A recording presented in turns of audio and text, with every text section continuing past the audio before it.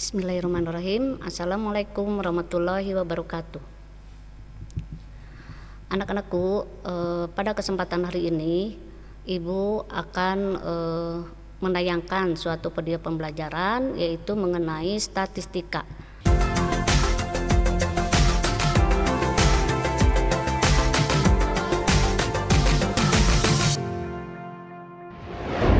Artinya materi ini tidak asing lagi buat kalian, ya. Dan kalian pasti sudah mendengar kata statistika, kemudian apa saja yang dipelajari pada statistika, karena sebetulnya materi ini sudah kalian pelajari pada saat SMP, ya. Jadi kalian hanya mengulang, mengingat kembali apa yang dipelajari dalam statistika. Tapi sebelumnya Ibu ingatkan kembali, statistika itu apa sih? Nah, kalian harus tahu dulu pengertiannya. Statistika adalah suatu ilmu yang mempelajari tentang pengumpulan data, kemudian pengolahan data, kemudian penyajian data, menganalisis data, dan menarik kesimpulan secara teliti dan benar. Itu yang akan kita pelajari dalam statistika, ya.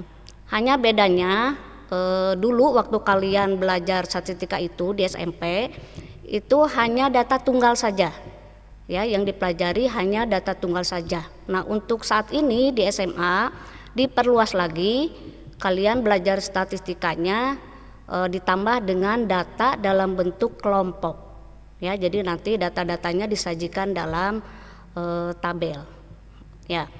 Tadi kan ada katanya ilmu yang mempelajari tentang pengumpulan data. Nah, kalian sudah tahu bagaimana apa saja kalau kita akan mengumpulkan data. Bisa melalui wawancara, ya, atau interview, kemudian melalui observasi, pengamatan langsung, kemudian juga bisa lewat angket. Jadi kalian membagikan angket. Kemudian tes, ya, ada tes, kemudian bisa juga dengan dokumentasi, atau bisa juga pencarian literatur. Artinya kalian menggunakan data yang sudah ada pada saat penelitian orang lain, tapi kita olah lagi dan kita gunakan lagi data itu dengan tujuan kita yang berbeda untuk penelitiannya. Itu bisa, jadi namanya pencarian literatur, ya. Nah, itu untuk pengumpulan data. Jadi ada beberapa cara seperti tadi. Nah, pada saat ini kita akan belajar tentang statistika. Apa yang akan kita pelajari di sini? Yang pertama yaitu tentang penyajian data. Kemudian yang kedua tentang ukuran pemusatan data. Tentunya kalian sudah tahu pemusatan data itu data apa saja. Kemudian ukuran letak data. Dan yang terakhir adalah ukuran penyebaran data. Nah, pada kesempatan ini Ibu hanya akan menjelaskan tentang penyajian data saja, ya. Baiklah, kita mulai saja. Yang pertama yaitu penyajian data dalam bentuk tabel distribusi frekuensi, ya. Pada layar nanti kalian akan melihat bentuk tabel distribusi data tentang berat badan, ya. Di sini ada kolom kelas dan kolom frekuensi, ya. Kelas pertama misalnya dari yang berat badannya itu dari 60 sampai 62 kg, itu ada 5 orang. Kemudian kelas kedua yang berat badannya 63 sampai 65 kg, itu ada 18 orang, dan seterusnya. Nah, itu yang pertama, ya, penyajian data dalam bentuk tabel. Kemudian yang kedua adalah penyajian data dalam bentuk diagram. Diagram apa saja yang biasanya kita sering lihat, ya, di kantor-kantor atau di sekolah. Pertama adalah diagram batang, ya. Di sini ada diagram batang, contohnya tingkat pendidikan, ya. Jadi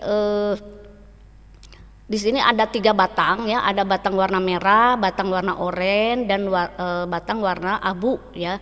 Di sini menunjukkan tingkat pendidikannya, ya. Jadi ada 3 batang. Jadi kita akan lebih mudah membaca data dalam bentuk diagram ini dibanding kita dulu waktu di SMP berupa data tunggal, ya. Kemudian yang kedua adalah diagram lingkaran, ya.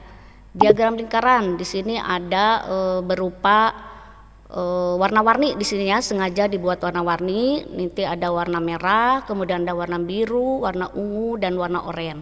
Di sini masing-masing menunjukkan besaran yang berbeda. Dan biasanya kalau dalam lingkaran itu berupa presentasi. Selanjutnya adalah diagram garis. Ya, diagram garis di sini juga di sini ada beberapa diagram garis ya. Di sini ada diagram garis warna merah, kemudian nanti ada diagram garis warna oranye dan diagram garis berwarna abu. Ini masing-masing warna itu memberikan arti yang berbeda-beda, ya. Jadi biasanya kalau diagram garis ini digunakan untuk perubahan suhu, ya, perubahan suhu misalnya jam sekian suhunya berapa, kemudian selanjutnya apakah dia meningkat suhunya semakin panas atau menurun. Itu biasanya untuk mengukur suhu, ya. Kemudian ada lagi grafik. Ini grafik hampir mirip dengan diagram batang, tapi di sini batangnya kalau kalian perhatikan ini berdempetan. Kalau tadi diagram batang itu kan terpisah-pisah, ya, ada 3 diagram batang terpisah-pisah. Kalau untuk histogram itu bersatu, berimpitan, ya. Itu bedanya diagram batang dengan histogram. Ya.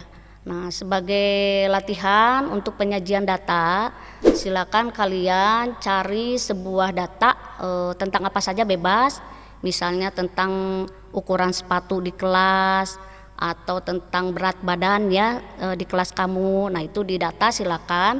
Kemudian nanti silakan kalian sajikan dalam bentuk tabel, kemudian diagram batang, diagram lingkaran, diagram garis, dan histogram. Kalau sudah selesai tugasnya silakan kumpulkan, nanti ibu nilai. Nah, untuk kali ini materi tentang penyajian data ibu cukupkan sampai sini saja. Apabila ada yang ingin ditanyakan dan belum jelas silakan tanya langsung ke ibu. Ya, ibu tutup saja dengan membacakan alhamdulillahirobbilalamin. Semoga kalian semua dalam keadaan sehat walafiat dan selalu dilindungi oleh Allah Subhanahu wa taala. Assalamualaikum warahmatullahi wabarakatuh.